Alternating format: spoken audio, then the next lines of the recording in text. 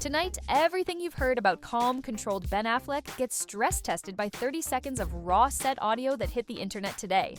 It's short, it's grainy, and it's the kind of clip crews pass around in private, but someone pushed upload and now it's everywhere. One beat of silence, then a sharp burst where Affleck's voice cuts through and the director tries to hold frame. Here's why you should care. Leaks don't come out of nowhere, and they don't travel this fast unless something bigger is already cracking. A fight on a film set isn't rare, but a name this big, snapping with mics open, puts money and reputation on the line. And when money is at risk, there are always receipts, call sheets, time codes, sound logs, and text chains. The leaked clip lands in your feed with a cold open, background chatter, shoe squeaks, a barked reset, and that journalist's nightmare. Unfiltered celebrity voice in a space that should be airtight. You hear the energy flip from tense to scorching in a heartbeat. He steps in, closes distance, and throws heat at the director over a choice that was already made. An assistant director moves like a shield. The crew holds their breath. Now, context. The film is a mid-budget thriller on a fast schedule with a tight daylight window. The day's shot list is heavy on exterior coverage, where every reset burns money. That kind of pressure stacks up fast, and even pros can tilt when the clock wins. But pressure isn't a pass for a public blow-up. Not at this level, not with payroll stretching down the block and an entire industry watching through keyholes. What jumps out first in the clip is the posture. He doesn't explode from across the room. He closes the gap, squares up, and leans in like he wants control back immediately. The director keeps hands down, eyes on the monitor, and answers in a measured tone that doesn't match how hot the air feels. You can tell this conversation has a history. That is not a first argument. That is the latest round. Watch the edges, because that's where the real story lives. On the left of frame, a script supervisor glances at notes, then up to the monitor, as if timing the damage. Near the grip cart, a couple of PAs lock eyes with that tight smile people wear when they've seen this dance before. And dead center, a boom dips for a second, which means someone on sound made a choice. When crews decide to capture instead of bury, they're telling you what they think. This is the part power hates. When the quiet people in black t-shirts stop protecting your worst minutes. Sets are designed to hide the mess. That's the unspoken deal. Keep the machine moving and the screaming never leaves the stage. But once a clip jumps the fence, it rewrites the day. The studio calls, the PR chain lights up, and the legal team dusts off every NDA like it's an umbrella in a storm. Let's break the moment itself. The blow-up centers on a blocking change that forced a reset after nailing the best light. The director held the new plan. Affleck wanted the original frame back. That tug of war is classic.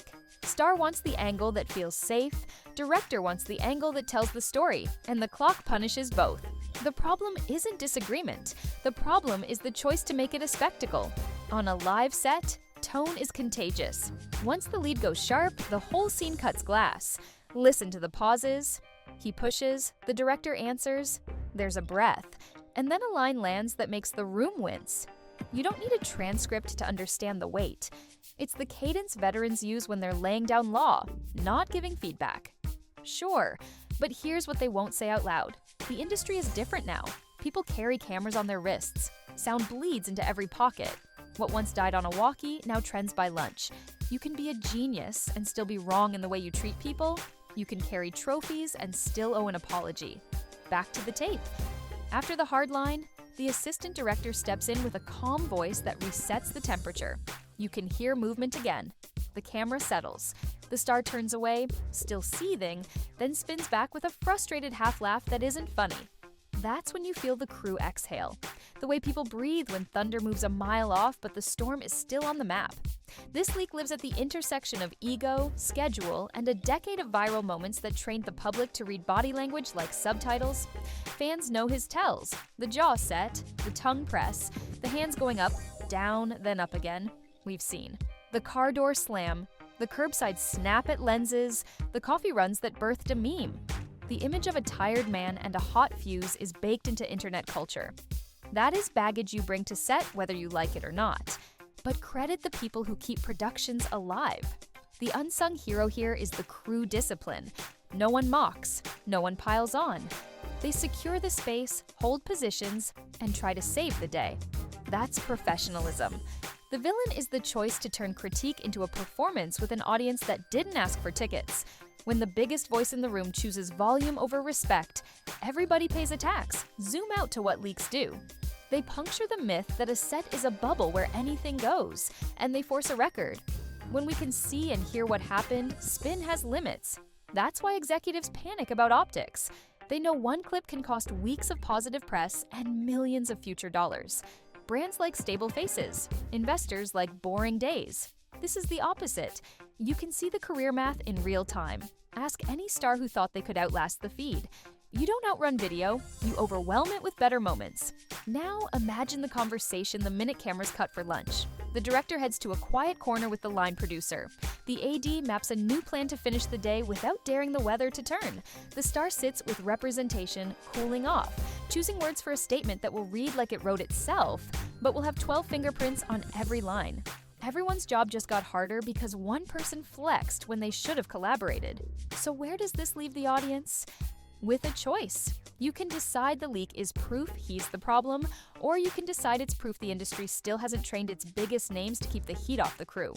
Either way, that clip will be the first thing people remember when they hear his name for a while. That's the cost. Not a scandal that ends careers, but a bruise that means you have to win people back frame by frame. Let's talk ripple effects. The studio will quietly check morale. HR will check the box on follow-up.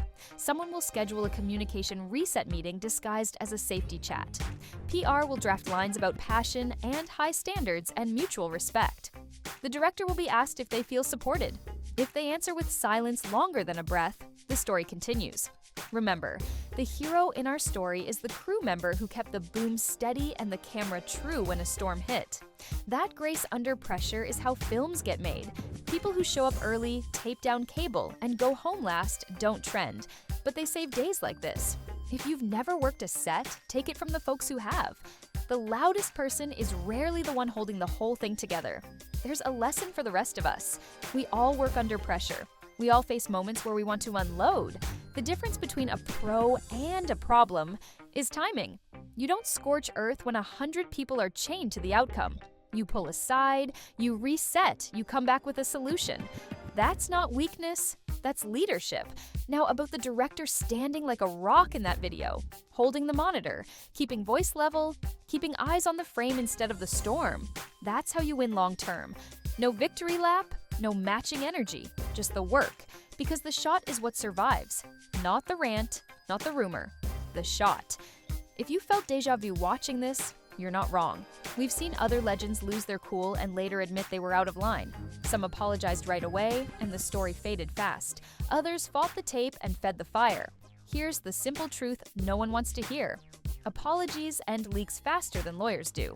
A clean, "I was wrong, won't happen again," will do more than 1,000 words about passion. What happens next is predictable if you've spent time inside this machine.